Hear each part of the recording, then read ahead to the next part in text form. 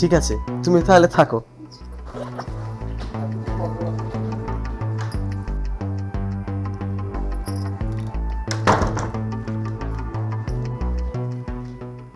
কি ব্যাপার বোন, তুই হঠাৎ করে বাসায়, বলা নেই ক নেই, আর তুই একাই আসছিস যে? সাজ্জাদ কোথায়? না ভাইয়া, ও আসেনি আর আসবেও না। আমি না ওদের বাসা থেকে একবারই চলে আসছি ভাইয়া।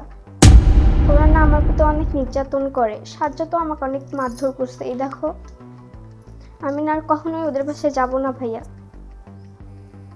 কি বলছিস তুই? আর তোর এ কি অবস্থা? এ কি অবস্থা তোর? কেন তোকে সাজ্জাদ এভাবে মারলো? জানো ভাইয়া, গতকালকে না সাজ্জাদ নেশা করে আসছে, এসে আমার প্রতি অনেক মারধর করছে। আমার না অনেক কষ্ট হয়েছে ভাইয়া। জানো, আমি যদি পারতাম গতকাল রাতেই চলে আসতাম তোমাদের কাছে। আমার না অনেক মনে হয়েছে তোমাদের কথা। আমি বুঝতে পারছি, কিন্তু সাজ্জাদ তোকে কেন মারবে? ওরা তোকে কেন নির্যাতন করবে? কি হয়েছে? ভাইয়া, বিয়ের পর থেকে না ওরা আমার উপর অনেক নির্যাতন করে। আমার শাশুড়ি, আমার শ্বশুর, আমার দেবর, আমার ননদ, ওরা না সব সময় আমাকে কাজের হুকুম করে, আর আমি সবারই কাজ করে দেই। জানো ভাইয়া, ওই বাসার প্রত্যেকটা কাজ ওনারা আমাকে দিয়ে করায়। যেমন ধরো, রান্নাবান্না থেকে শুরু করে ওই বাসার প্রত্যেকটা মানুষের পরনের কাপড় পর্যন্ত আমি ধুয়ে দেই। আর এরপরও না ভাইয়া, তাদের আমি মন পাই না। আর আমি সবশেষে মেনেই নিয়েছিলাম, কারণ আমি একজন মেয়ে মানুষ।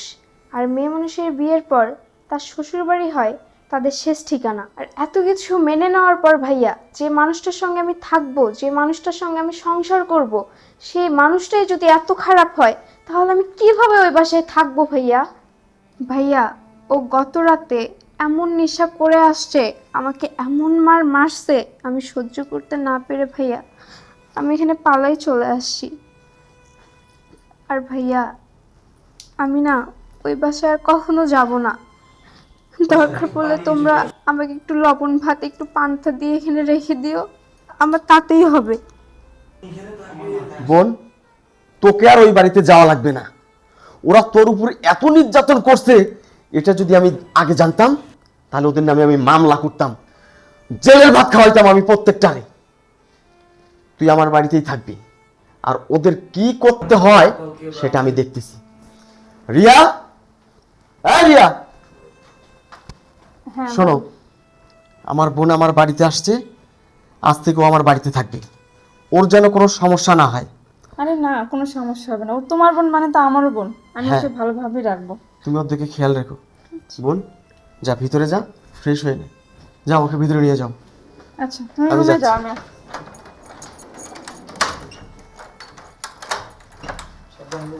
সাবধানে যাইও। হ্যাঁ, এই দাঁড়া,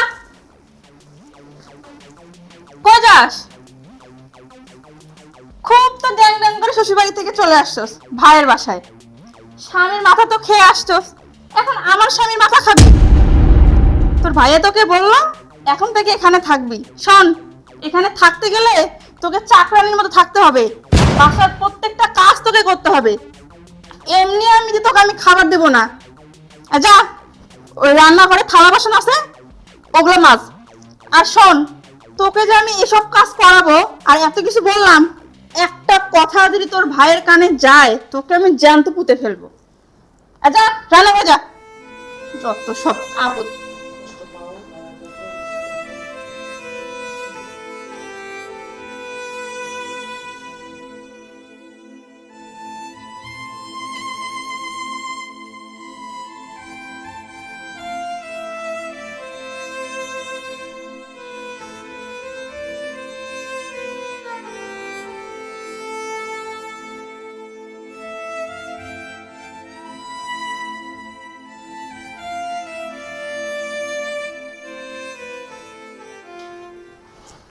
কি রে, তোর এখনো থালা বাসন মাজা হয় নাই? এই করে থালা বাসন মাজতে এত সময় লাগে? এই তো ভাবে হয়েই তো আসছে। এই, এত সময় লাগবে কেন? তোরা কতক্ষণ আগে না পাঠাইছি? তাড়াতাড়ি কাজ এটা কর। লাগছে। আরো অনেক কাজ আছে, ওগুলো করতে হবে। এগুলো করে আমার সঙ্গে চল, কাপড় ধুতে হবে কতগুলা। তাড়াতাড়ি আয়।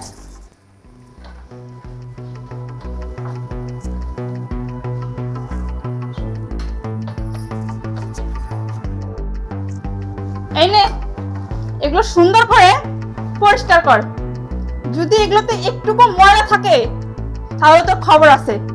এগুলো তাড়াতাড়ি পরিষ্কার করে রান্না করে আয়, রান্না করতে হবে, তাড়াতাড়ি করবি। পায়েল, পায়েল, জি ভাইয়া। কি রে দাঁড়িয়ে আছিস কেন? বস, আরে বস।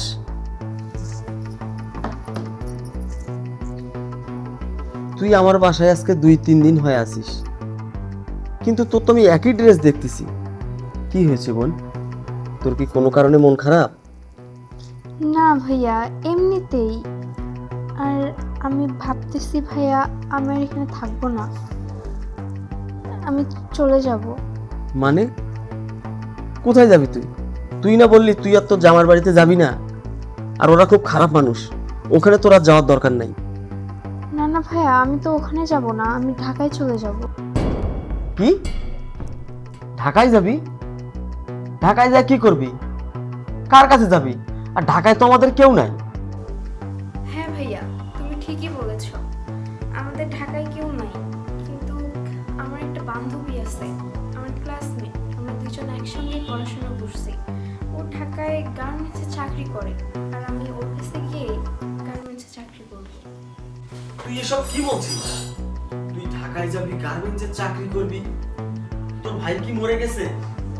তুই আমার বাসায় আসছিস, আমার বাসায় খাবি দাবি, দিব্যি লাইফ পার করবি। তা না করে তুই গার্মেন্টস করতে যাবি মানে? আমি তো কিছু বুঝলাম না। এই আমার বাসায় কি তোর কোনো সমস্যা? তোকে কেউ কিছু বলেছে? বোন, আমি তো তোর ভাই। তুই আর আমি এক মায়ের গর্ভ থেকে জন্মগ্রহণ করেছি। আমার কাছে বল বোন, তোর কোনো সমস্যা? কি হলো বোন, চুপ করে আছিস কেন? বল, বল আমাকে।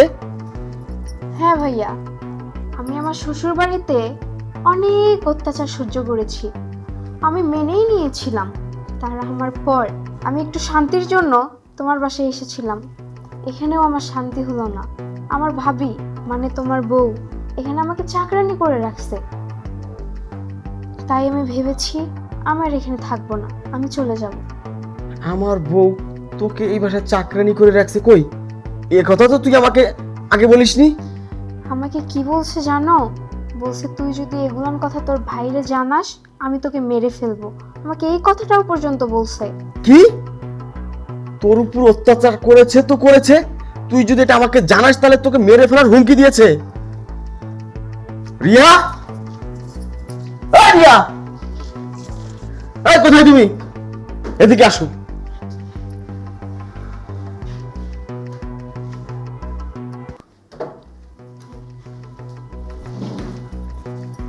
কি হয়েছে? তুমি আমার বোনকে কি বলেছো? কই, আমি তোকে কিছু বলি নাই। তুমি আমার বোনকে দিয়ে বাড়ির সমস্ত কাজ করাও, আমার বোনকে চাকরানি বানাই রাখছো, আমার বোনের উপর অত্যাচার করো, আমার বোনকে টর্চার করো, আর ও যদি এ কথা আমাকে বলে তুমি ওকে মেরে ফেলার হুমকি দিয়েছো। আরে না, ও মিথ্যা কথা বলছে, আমি সব কিছু বলি নাই। আমার বোন মিথ্যা বলছে না? এই ছোটবেলা থেকে ওকে আমি কোলে পিঠে করে মানুষ করেছি, আমি জানি আমার বোন কোনটা সত্য আর কোনটা মিথ্যা বলে। তোকেও আমি ভালো করেছি। বল, কেন আমার বোনের সঙ্গে টর্চার করেছিস? কেন আমার বোনকে অত্যাচার করেছিস? তুই জানিস না? তুই জানিস না আমার বোনটার স্বামীর বাড়িতে অত্যাচার সহ্য করতে না পেরে ও আমার বাসায় আসে? এই, কোন নারী কি স্বামীর সংসার ছেড়ে খুব শখে বাপের বাড়ি চলে আসে? হ্যাঁ, আমার বোনের কি এই চেহারা ছিল? দেখতো বিয়ের আগে কি আমার বোনের এই চেহারাটা ছিল? ওর চেহারা দেখে আমি বুঝতে পেরেছি আমার বোনটাকে কত নির্যাতন করেছে ওরা, কত কষ্ট দিয়েছে ওরা। আর যদি আমার বোনের জায়গায় তোর বোন থাকতো, তাকে আদর স্নেহ ভালোবাসা না দিয়ে চাকরানির মতো বাসায় কাজ করে নিতে পারতি? আমার এত বড় বাসা, আমার এত থাকার জায়গা, আমার বোন এখানে থাকতে চাচ্ছে না, সে গার্মেন্টসে যাবে গার্মেন্টসে চাকরি করার জন্য। তাহলে কতটা নির্মম অত্যাচার তুই ওর উপর চালাইছিস। এখনো সময় আছে, সত্য কথা বল, নালে তোকে আমি খুন করে ফেলবো। কেন তুই এটা করেছিস? বল, কেন এটা করেছিস?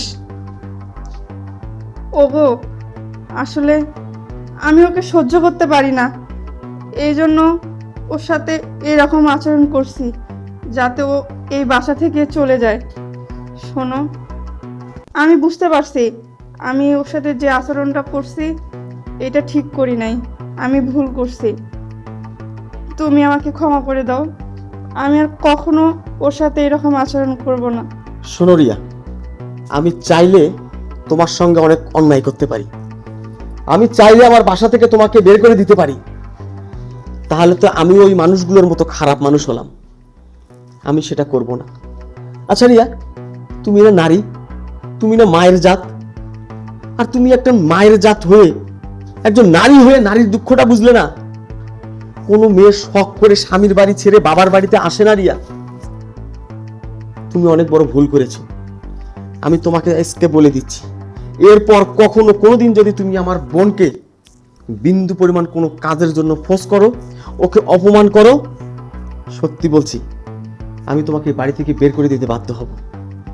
ওগো, আমি কথা দিলাম আমি আর কখনো ওর সাথে খারাপ আচরণ করব না, ওকে দিয়ে বাড়ির কোনো কাজ করাবো না। আমি, আমার ভুল হয়ে গেছে।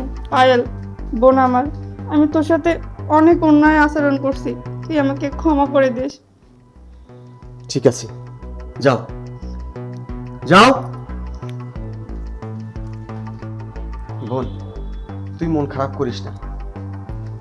ও বড় হয়েও তোর কাছে ভুল স্বীকার করেছে।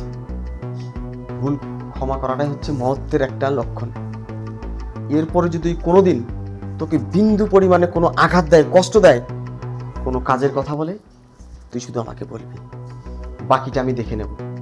আর তোকে কোনো গার্মেন্টস করতে হবে না, তোকে ঢাকায় যেতে হবে না, আমি ভাই এখনো জীবিত আছি। যা, গোসল করে ড্রেসটা চেঞ্জ করে এক কাপড়ে 2-3 দিন আসিস।